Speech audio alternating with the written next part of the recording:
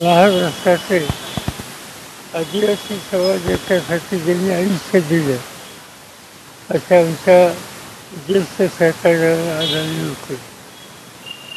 अलीकडे त्यांची स्वतःची वजी नव्हती, पण त्या आजाराची मात करतील असा आम्हा लोकांना विश्वास होता. राष्ट्रवादी काँग्रेस पक्षाच्या सुरुवातीच्या काळामध्ये त्यांनी अध्यक्षपदाची जबाबदारी सांभाळली.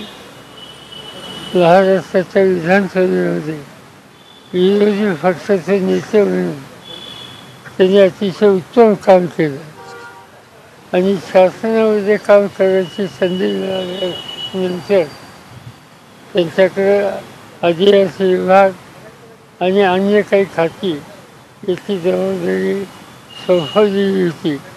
तिथेही त्यांनी काम अतिशय उत्तम रीतीने केलं. शेतकऱ्यांच्या भाषणातसुद्धा अतिशय आस्थापूर्वक त्यांचं योगदान होतं.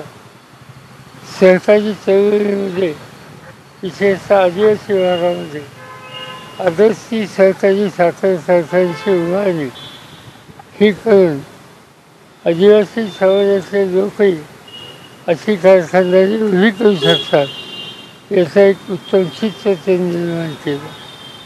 आणि त्यामुळे विविध क्षेत्रामध्ये ते सहकार असेल, शिक्षण असेल, शेतीचं असेल, दलित आणि आदिवासी असेल, या सगळ्या क्षेत्रामध्ये महाराष्ट्राचं त्यांचे योगदान.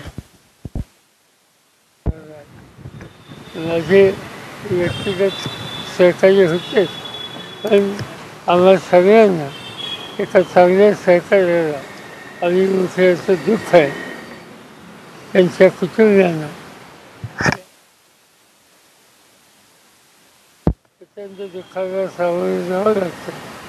त्यांचे चिरंजीव वैभव आणि बाकी कुटुंब यांना परमेश्वर हे दुःख सहन करण्याच्यासाठी शक्ती देव आणि त्यांनी उभ्या आयुष्यात जे काम केलं त्याची नोंद महाराष्ट्र आणि विशेषतः उपेक्षित समाज कायम करेल याचा मला पूर्ण विश्वास आहे.